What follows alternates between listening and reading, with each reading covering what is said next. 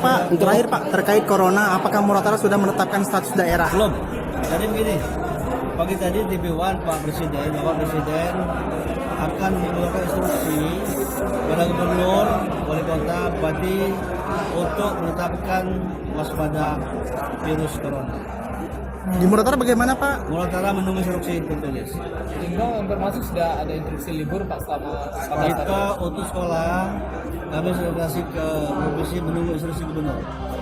Ya, alhamdulillah Muratara ya akan aman. Ya. Kalau di Palembang sudah terjangkit. Saya sudah membatasi PNS jalan-jalan, tidak PDL. Saya sudah keluar dulu.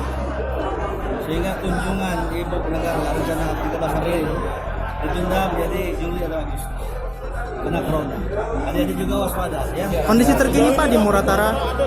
Indikasi-indikasi. Ya Pak. Saya belum keluar dari Solo, tidak ada. Ya, jangan ada ya.